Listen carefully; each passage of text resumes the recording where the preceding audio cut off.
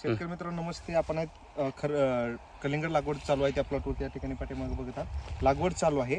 आणि दुसरी गोष्ट अशी बघत आहात या ठिकाणी पपईच्या प्लॉटमध्ये अंतर्गत पपईच्या प्लॉटमध्ये कलिंगडाची लागवड चालू आहे. या ठिकाणी आपण बघू शकताय की पपई लावलेली आहे. पपई लावून साधारणतः 8 ते 10 दिवस झालेला आहे. आणि त्याच्यानंतर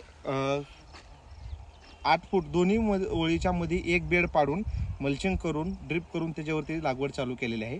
अतिशय उत्कृष्ट पपईच्या प्लॉटमध्ये लागवड होते. गाव आहे माकडा चोपडे. या ठिकाणी गेल्या वर्षी 1 ते 2 प्लॉट आमच्या जवळच्या मित्राचे काका घोगरे यांचे झालते. त्यांचा प्लॉट अतिशय सक्सेस झाल्यानंतर गावात ह्या ठिकाणी बरेच पपईवाले कलिंगड करायला लागलेत. कलिंगडाच्या नादानं पपईला देखील चांगल्या फवारण्या होतात आणि पपईचा प्लॉट देखील चांगला येतो. आणि ह्याच्याच भेसळ माती जी ह्या मल्चिंगला लागलेला भेसळ आहे डोस आहे तेच मल्चिंग काढून परत ते पपईला आपण माती लावून घेतो. म्हणजे त्याच्यातलं जे अन्नद्रव्य मातीतलं आहे त्या पपईला परत पुन्हा आणखीन येऊन चांगल्या पद्धतीने पपईचा देखील विकास होतो आणि कलिंगडाचंही उत्पादन अतिशय चांगलं येतं. आपणही लावायला हरकत नाही. राजमुद्रा नर्सरी चिकर्डे.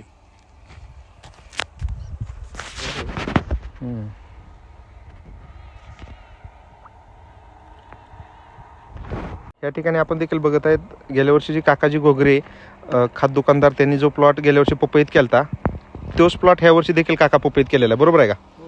या ठिकाणी पपई आपण बघू शकता आंतरपीक आहे आणि ह्या ठिकाणी कलिंगडाची ड्रिंचिंग चालू आहे. गेल्या वर्षी पपईत केल्यावर काय तुम्हाला अडचण आली? उत्पादन 1 नंबर आलं. 1 नंबर आलं.